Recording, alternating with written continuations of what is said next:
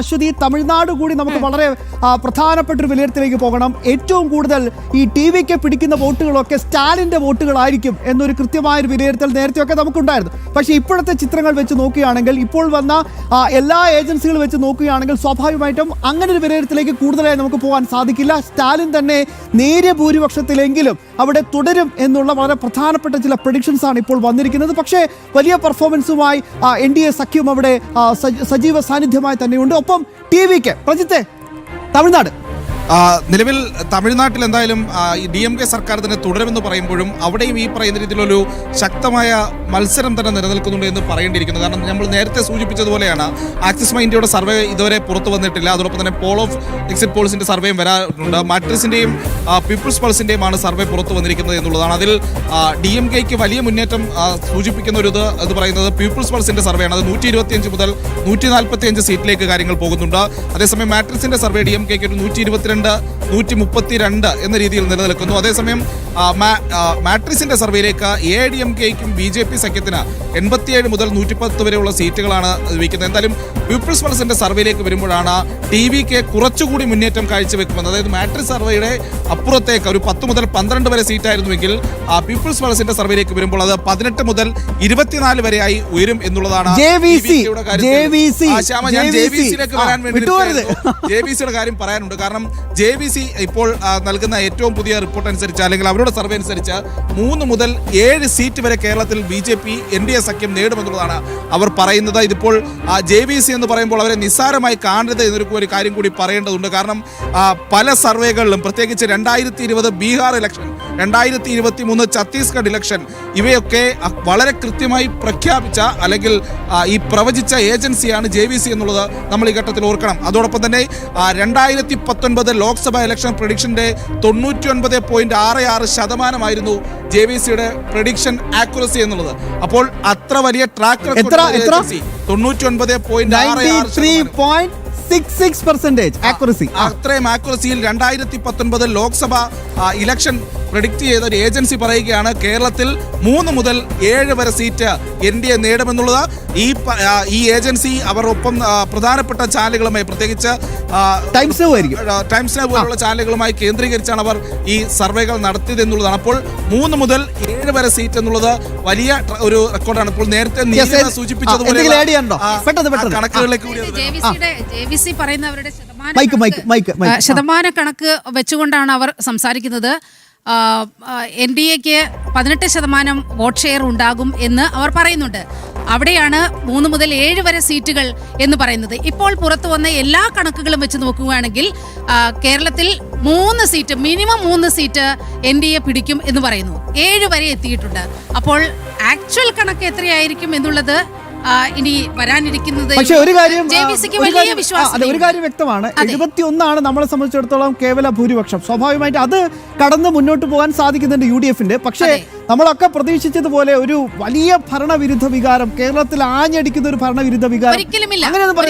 അതുകൊണ്ട് തന്നെയാണ് പറയുന്നത് BJP വലിയൊരു നിർണായക ശക്തിയായി കേരള രാഷ്ട്രീയത്തിൽ അതാണ് പോയിന്റ്. ഇതുവരെ ഉണ്ടായിരുന്ന 2 കക്ഷികൾ എന്ന നിലയിൽ നിന്ന് മാറി 3ാം ബദലിനെ സ്വീകരിക്കാൻ കേരളം തയ്യാറായിരിക്കുന്നു എന്നുള്ളതാണ് ഇതിൽ വളരെ കാണുന്നത്. കാരണം 18% വോട്ട് പെർസെന്റേജ് പറയുന്നു. അതോടൊപ്പം തന്നെ 7 സീറ്റുകൾ വരെ പറയുമ്പോൾ കൃത്യമായി ചില സീറ്റുകൾ, ചില മണ്ഡലങ്ങൾ അത് NDAക്ക് തന്നെ നൽകണമെന്ന് ജനങ്ങൾ തീരുമാനിച്ചു എന്നുള്ളതാണ് ആ സർവേയിലൂടെ.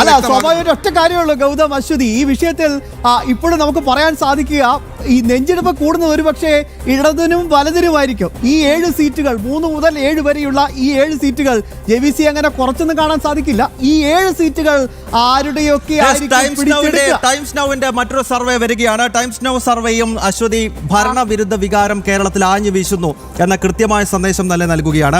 78 മുതൽ 85 സീറ്റുകൾ UDFന് കിട്ടുന്നു എന്ന് ടൈംസ് നൗ പ്രവചിക്കുന്നു. അവിടെ LDF 56-നും 66-നും ഇടയിലാണ്. BJP 2 മുതൽ 3 സീറ്റുകൾ വരെ ഭാരതീയ ജനതാ പാർട്ടിക്ക് ഉണ്ടാകുമെന്ന് ടൈംസ് നൗവും പ്രവചിക്കുകയാണ്.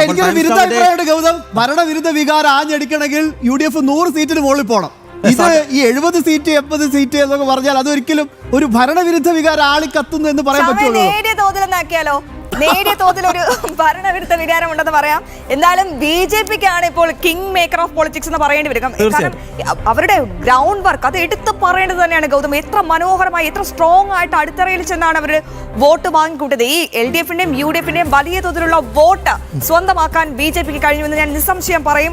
അത് തന്നെയാണ് ഒരുപക്ഷെ LDF-ന് ഇപ്പോൾ ഇത്തരത്തിലൊരു ഗതി വരാനും കാരണമെന്ന് എനിക്ക് മനസ്സിലാക്കാൻ സാധിക്കും. ഏതായാലും ടൈംസ് നൗവിന്റെ സർവേ ആണ് ഏറ്റവും അവസാനമായി വരുന്നത്. അത് UDF 78-നും 85-നും ഇടയിൽ സീറ്റുകൾ നേടുമെന്ന് പറയുന്നു. അതായത് ഒരു ഭരണ തുടർച്ച കേരളത്തിൽ ഇല്ല എന്നാണ് ടൈംസ് നൗ പറയുന്നത്. മറന്നു പോരുത് ഗൗതം. പുതുച്ചേരി ഞാനൊന്ന് വളരെ പെട്ടെന്ന് വരാം. ഗൗതം, അശ്വതി ഒന്ന് മൈക്ക് ഒന്ന് തരുമോ? Yes, mic. അശ്വതി, പുതുച്ചേരി എന്താ സ്ഥിതി? പുതുച്ചേരിയിൽ NDTV-യുടെ പോൾസ് പ്രകാരം പറയുന്നത് പുതുച്ചേരിയിൽ NDA ഭരണം നിലനിർത്തുമെന്നാണ് നിലവിൽ മനസ്സിലാക്കുന്നത്. ഇപ്പം JVC-യുടെയും മറ്റ് ഏജൻസികളിലും നോക്കിക്കൊണ്ടിരിക്കുകയാണ്. യെസ്, എന്തായാലും പുറത്തു വന്ന NDTV-യുടെ സർവേ പ്രകാരമാണ് വളരെ കൃത്യമായി തന്നെ ഇപ്പോൾ മനസ്സിലാക്കാൻ സാധിക്കുന്നു. പുതുച്ചേരിയിലും അസമിലെ പോലെ ഒരു ഭരണ തുടർച്ചയിലേക്കാണ് ഇപ്പോൾ കാര്യങ്ങൾ പോകുന്നത്.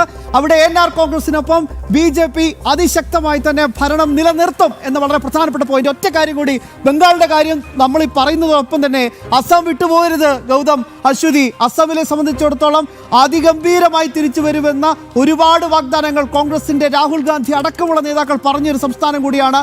അവിടെ നേരത്തെ ഐസൻ ജോസിന്റെ വാക്ക് തന്നെ കടമെടുത്താൽ കോൺഗ്രസിന്റെ പൊടി പോലുമില്ല കാണാൻ ഇല്ലാതായി പോകുന്ന ഒരു അവസ്ഥയാണ്.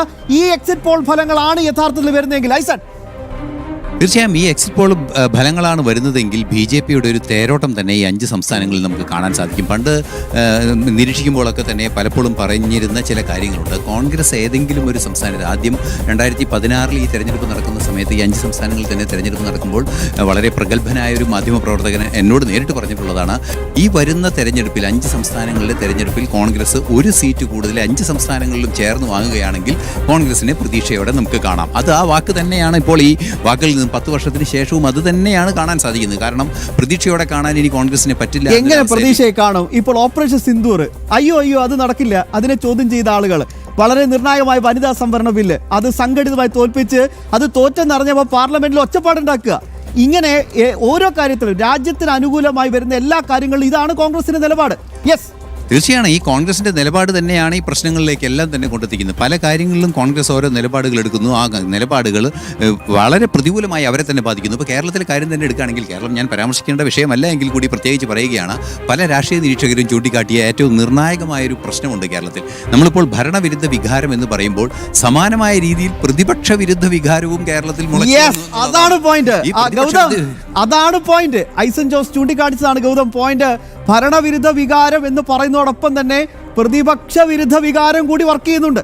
തീർച്ചയായും അത് തന്നെയാണ് എടുത്തു പറയേണ്ടത്. പ്രതിപക്ഷത്തിന്റെ കെടുകാര്യസ്ഥതയൊക്കെ കേരളം കണ്ടതല്ലേ. ഇപ്പോൾ ഗൗതം, തീർച്ചയായും കേരളത്തിൽ ഭരണപക്ഷ വിരുദ്ധ വികാരം മാത്രമല്ല പ്രതിപക്ഷ വിരുദ്ധ വികാരം കൂടി ഉണ്ടെന്ന് നമ്മൾ കൂട്ടിച്ചേർത്ത് വായിക്കേണ്ടി വരും. ഉറപ്പായിട്ടും നേരത്തെ ശ്യാം സൂചിപ്പിച്ച പോലെ അതിശക്തമായ ഭരണവിരുദ്ധ വികാരമല്ല, മറിച്ച് നിലവിൽ ഉള്ള സർക്കാരിനെതിരായിട്ടൊരു വികാരമുണ്ട്. പക്ഷെ അത് അതിശക്തമായ ഭരണവിരുദ്ധ വികാരമുണ്ടെങ്കിൽ സ്വാഭാവികമായിട്ടും 100-ന് മുകളിലേക്കൊക്കെ സീറ്റുകൾ ഇപ്പോഴത്തെ പ്രതിപക്ഷ പാർട്ടികൾക്ക് കിട്ടണം. അങ്ങനെ സംഭവിക്കുന്നില്ല. എന്തായാലും ഒരു ഭരണമാറ്റം സ്വാഭാവികമായും നമ്മുടെ സംസ്ഥാനത്ത് ഉണ്ടാകുമെന്ന കൃത്യമായ സന്ദേശം നൽകിയാണ് ഓരോ എക്സിറ്റ് പോളുകളും ഈ ഘട്ടത്തിൽ നൽകുന്ന കാര്യത്തിൽ സംശയമില്ല. ഒപ്പം ബംഗാളിലേക്ക് പോവുകയാണെങ്കിൽ അവിടെയും ഭരണമാറ്റം ഉണ്ടാകുന്നു. BJP-യുടെ നേതൃത്വത്തിലുള്ള സർക്കാർ വരുമെന്ന് എല്ലാ ഏജൻസികളും ഒരുപോലെ പറയുകയാണ്. അസമിൽ ഭരണ തുടർച്ച ഉണ്ടാകുമെന്ന് പറയുന്നു. ഹാട്രിക് നേടുകയാണ്. അതായത് 2016, 21 ഇനി 26-ലും അസമിൽ BJP-യുടെ തന്നെ സർക്കാർ ഉണ്ടാകും. പുതുച്ചേരിയിലും സാഹചര്യം സമാനമാണ്. അവിടെ NR കോൺഗ്രസിന്റെ നേതൃത്വത്തിലുള്ള NR കോൺഗ്രസും അതോടൊപ്പം തന്നെ BJP-യും ചേർന്നുകൊണ്ടുള്ള തുടർ ഭരണം ഉണ്ടാകുമെന്ന് പറയുകയാണ്. അപ്പോൾ സ്വാഭാവികമായും ഈ 5 തെരഞ്ഞെടുപ്പ് നടക്കുന്നതിൽ NDA-യുടെ മുന്നേറ്റമാണ് ഏതാണ്ട് ഈ 5 നമ്മൾ എടുത്തു പറയേണ്ടത്. കേരളത്തിലാണെങ്കിലും എല്ലാ എക്സിറ്റ് പോളുകളും അഭിപ്രായ സർവേകളും BJP-യുടെ MLA-മാർ കൂട്ടത്തോടെ കേരള നിയമസഭയിൽ ഈ തവണ ഉണ്ടാകുമെന്ന പ്രവചനം നടത്തുകയാണ്. തീർച്ചയായും ഗൗതം, ശ്യാം, എനിക്കിനി പറയേണ്ടത്, ഇനി നമ്മൾ കേരളത്തിൽ കാണാൻ പോകുന്ന എന്ത് തരം പൊളിറ്റിക്സ് ആണെന്നറിയാമോ? ഇനി വരും ദിവസങ്ങളിൽ ബാർഗെയിനിങ് പൊളിറ്റിക്സ് ആണ്. ഈ കക്ഷി നേതാക്കളുടെ ഒളിഞ്ഞും മറിഞ്ഞുമുള്ള കൂടിക്കാഴ്ച, കൂടെ നിൽക്കാനുള്ള വിലപേശൽ, അതെല്ലാം. അത് മാത്രമല്ല, മുഖ്യമന്ത്രി ആവാൻ പൊരിഞ്ഞടി നേരത്തെ തുടങ്ങിയിട്ടുണ്ട്. ഇനി എന്താണ് സ്ഥിതി കോൺഗ്രസിൽ എന്ന് പറയാൻ സാധിക്കില്ല.